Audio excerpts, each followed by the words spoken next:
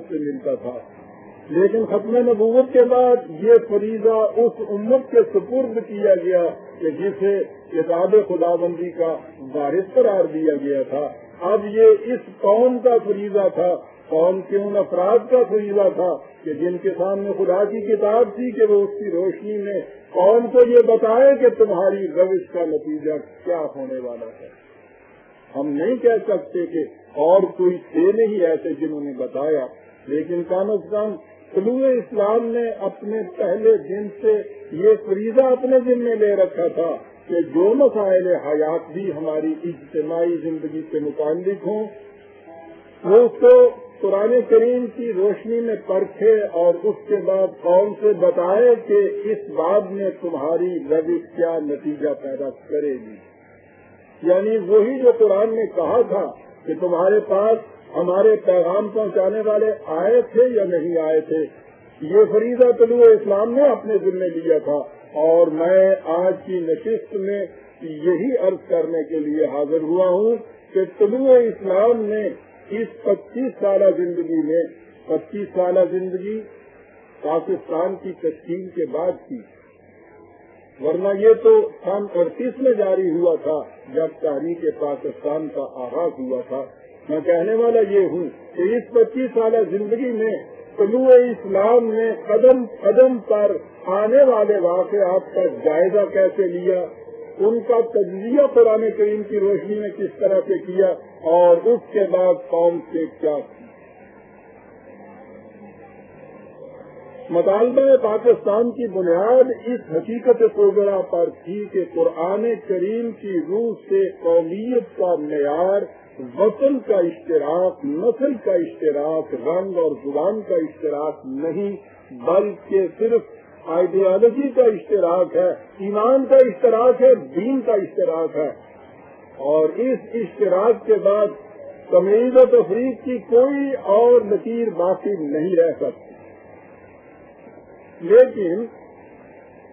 تاریخ پاکستان کے دوران اس مطالبہ پر تو ہم متفق ہو گئے تھے،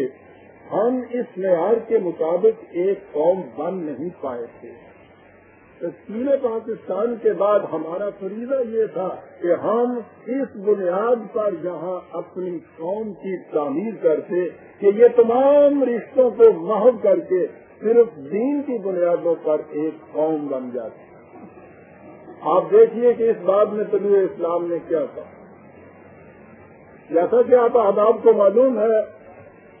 پاکستان اگست 1947 میں وجود میں آیا اور طلوع اسلام کا پہلا پرچہ جنوری 1948 میں چھایا ہوا 4 ہی مہینے کے بعد، اور وہ جنوری اور فروری کا مشترکہ پرچہ تھا۔ اس نے اپنے پہلے پرچے میں یہ لکھا کہ ہماری تحریک آزادی کی بنیاد اس اٹل دعویٰ پر تھی کہ اسلام کی روح سے قومیت کا مدار مذہب پر ہے، جغرافیائی، نسلی، لسانی، دولتی امتیازات ہمارے نزدیک وجہ جامعیت نہیں ہو سکتے، اس لیے ہندوستان کے اطراف و اطناف میں پھیلے ہوئے تمام مسلمان بابت اختلافات نسل و رنگ و زبان و حدود و شعور سب ایک قوم کے افراد ہیں، اور ان کے مقابل تمام غیر مسلم ایک الگ قوم کے افراد۔ 1948 کے پہلے شمارے کے پہلے صفحات میں یہ چیز کہی گئی، اور اس کے بعد 2-4 صفحات کے بعد جو کچھ اس 4 مہینوں میں ہوا تھا ان کا جائزہ لینے کے بعد اس نے کہا، میں اس لیے بار بار یہ زور دے رہا ہوں 2-4 مہینے، کہ اگست میں پاکستان وجود میں آیا، جنوری میں یہ کچھ لکھا جا رہا ہے، تو اس 4 مہینے میں جو کچھ ہوا، سنیے کہ طلوع اسلام نے کیا لکھا تھا۔ کہا پہلے اس نے کہا تھا کہ ہندوستان کے مسلمان ہم سے دور ہو گئے، ان میں اور ہم میں ایک دیوار حائل ہو گئی۔ لکھا یہ کہ ہم پاکستان اور ہندوستان کے مسلمانوں میں اس بود و فصل و بیگانگی اور مغایرت کا رونا رو رہے ہیں جس کا ہمیں مستقبل میں خدشہ نظر آتا ہے، لیکن یہاں یہ حالت ہے۔ پاکستان کی تشکیل کے 4 مہینے میں یہ لکھا گیا یہاں یہ حالت ہے کہ خود پاکستان کے مسلمانوں میں صوبائی تعصب اس قدر شدید ہے کہ اس کا احساس ہر قلب درباری کے لیے وجہ ہزار اضطراب ہے۔ یوں تو یہ تعصب کم و بیش ہر جگہ موجود ہے، لیکن یہ اپنی انتہا کو سندھ میں آ پہنچا۔ ہم سنا کرتے تھے کہ سندھ کے مسلمان عام طور پر غیر سندھی مسلمان کے مقابلے میں سندھی غیر مسلم کو اپنے زیادہ قریب سمجھتے ہیں۔ ہم ایسا سنتے تھے لیکن اس سے باور کرنے کو دین نہیں چاہتا تھا، لیکن یہاں آ کر جو دیکھا تو دین شریف سے کہیں بڑھ کر نکلی۔ تقسیم ہند کے بعد مرکزی حکومت پاکستان کے دارالخلافے کا مسئلہ مختلف صوبوں کے لیے وجہ جاذبیت بن رہا تھا۔ ہر صوبہ اپنے اپنے استحقاق کی تائید میں دلائل و شواہد پیش کر رہا تھا اور انتظار میں تھا کہ دیکھیں یہ سعادت عظمیٰ کس صوبے کے حصے میں آتی ہے۔ بارے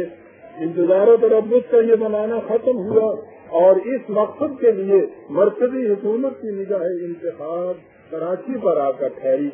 اس انتخاب کی بنا پر غیر سندھی مسلمانوں کو کراچی میں آنا پڑا۔ آپ دیکھ رہے ہیں کہ وہاں نظام کا نقطہ کیا تھا، غیر سندھی مسلمانوں کو اس بنا پر سندھ میں آنا پڑا، یہ جنہیں ہم مہاجر یا قذافی کہا کرتے تھے۔ اس کے بعد مشرقی پنجاب اور دہلی وغیرہ کے حوادث نے اس سلسلہ درآمد کو اور بھی تیز کر دیا۔ ہم سمجھتے تھے کہ سندھ کے مسلمان اس شرف و اعزاز پر مسرتوں کے جھولے جھول رہے ہوں گے، لیکن یہاں پہنچ کر ایسا معلوم ہوا کہ یہ سب کچھ انہیں بالعموم سخت گراں گزر رہا تھا۔ ہم اہل حیرت تھے کہ یا اللہ، باہر سے آنے والے مسلمانوں کی کس بات سے انہیں اس قدر قلبی اذیت پہنچ رہی ہے۔ غور سے دیکھا تو اس کی وجہ وجود سندھی اور غیر سندھی کی اس تفریق کے جو ان کے تحت شعور میں اس قدر انگرائیاں دے رہی تھی اور کچھ بھی نہیں تھا۔ اس کے بعد اس تفریق و مغایرت کے مظاہرے قدم قدم پر دکھائی دینے لگے۔ میں ذرا آگے چل کے بتاؤں گا کہ یہ مظاہرے کیا تھے جو دکھائی دے رہے تھے، کراچی کے بازاروں اور سڑکوں میں کیا ہو رہا تھا، یہ میں آگے چل کے بتاؤں گا۔ ہم یہ دیکھتے ہیں اور دانتوں میں انگلیاں دبا کر رہ جاتے ہیں۔ جنوری 48 کی عبارت پڑھ رہا ہوں کہ بارے الہ، یہ وہ سرزمین ہے جہاں کفر دار ہند میں سب سے پہلے اسلام کے قدوم برکات لزوم آئے، اور یہی آج یہ حالت ہے کہ اہل جاہلیت کی یہ عصبیت اس قدر شدید ہے۔ ذرا غور کیجئے کہ سندھی اور غیر سندھی کی یہ تمیز بلاخر ہے کیا؟ انگریزوں نے انتظامی مسائل کی خاطر ملک کو مختلف حصوں میں تقسیم کیا۔ اب سوچئے کہ اسلام کی اس عالمگیر برادری میں جہاں حدود و قیود کو کہیں بار نہیں، بھلا یہ تقسیمی خطوط کچھ حیثیت رکھتے ہیں؟ لیکن ہماری بدبختیوں کا کیا علاج؟ مسلمانوں کی زندگی کے تو ہر شعبے میں اہل جاہلیت کے آثار و مظاہر خراج کر چکے ہیں۔ اس میں شبہ نہیں کہ خود سندھی مسلمانوں میں بھی ایسے بالغ نظر افراد موجود ہیں جن کی نگاہیں اسلام کی قیود ناآشنا مواقعات و مساوات کو خوب جانتی ہیں، لیکن اور ان کے قلب کی گہرائیوں کے اندر سندھی اور غیر سندھی کی تنگنائے عصبیت کی کوئی کسی قسم کے آثار نہیں ہے۔ لیکن ایسے حضرات کا وجود حال حال ہے۔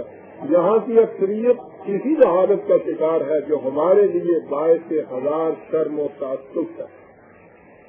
اور اس کے بعد طلوع اسلام نے حکومت سے یہ کہا کہ یہ ایک بہت بڑے فتنے کا آغاز ہے، اگر اس کی اصلاح ابھی شروع میں نہ کی گئی تو اس کے بعد معلوم نہیں کہ یہ کتنے بڑے شجرۃ الزقوم کی شکل میں باہر نکلے گا، اور ہم تو یہاں ایک قوم کے لیے کہہ رہے ہیں